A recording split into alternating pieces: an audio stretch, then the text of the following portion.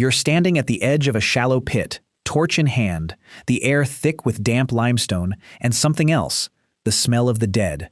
13 meters below, in a cave system in northern Spain, 28 bodies have been stacked here across generations. No one alive remembers their names. This happened 400,000 years before anyone wrote a word down. Right now, when someone you love dies, there's a process. A funeral home, a form to sign, a number to call. None of that existed for most of human history. Not the paperwork, not the chapel, not even, for a long stretch, the idea that a body needed anything done to it at all. So how did the earliest humans actually handle their dead?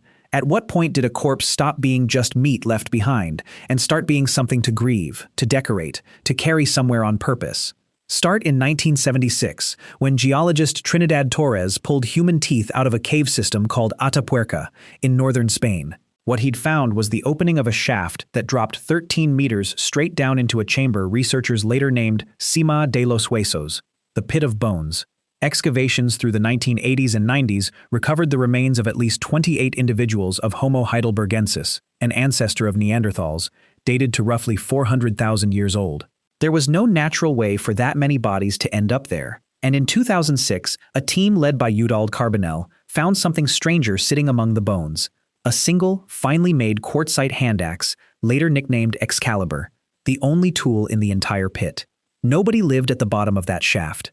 Somebody carried each body to the edge, and somebody dropped a weapon in after them.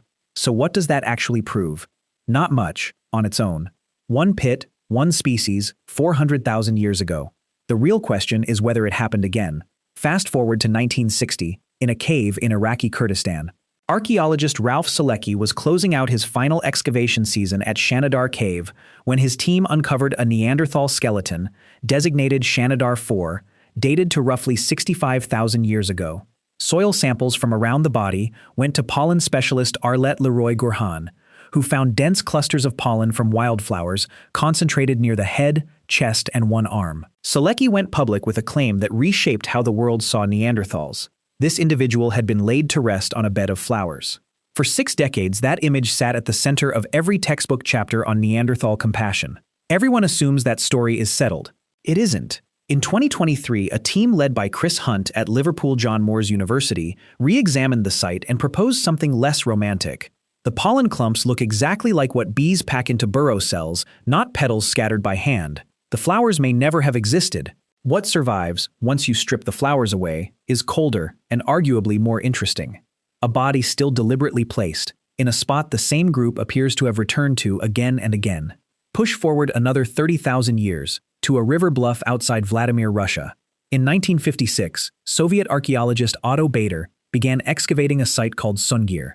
Over the following 2 decades, his team uncovered a grave holding 2 boys, roughly 10 and 12 years old, buried head-to-head, dated to about 34,000 years ago. Between them, more than 10,000 beads carved from mammoth ivory, hundreds of pierced fox teeth, and 16 ivory spears, some over 2 meters long. Researchers estimate each bead took roughly an hour to carve by hand. That means the beadwork alone represents thousands of hours of labor. By some counts, more than was buried with the grown man laid to rest nearby. Everyone assumes grave goods that lavish belong to a chief, a hunter, someone who earned status across a lifetime.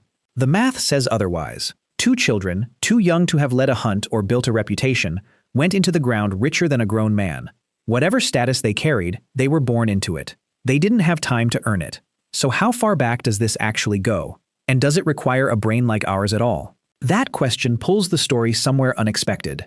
In 2013, cavers exploring the Rising Star system outside Johannesburg squeezed through a vertical chute barely 18 centimeters wide and dropped into a chamber scientists would name the naledi.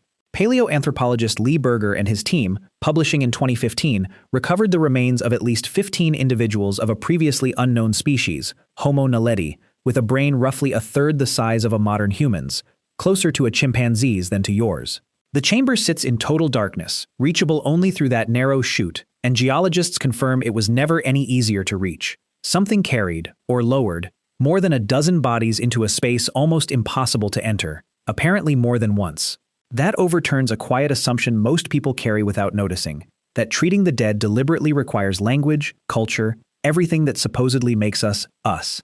A species with a brain closer to an ape's may have been hauling its dead into the dark for reasons no one can fully reconstruct. So what's the real answer to the big question? It isn't a single ritual, a single date, or a single species that invented death. Long before flowers, before beads, before anyone had a word for a soul, something in early hominins was already treating a corpse as a problem that mattered. Not a thing to step over, but a body that needed somewhere to go.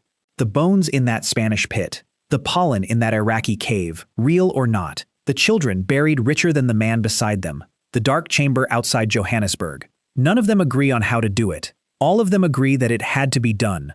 Go back to that pit in Atapuerca, torch still in hand, looking down at 28 strangers stacked across generations of one family's grief. Nobody there had a word for archaeology, or religion, or love, in any language you'd recognize.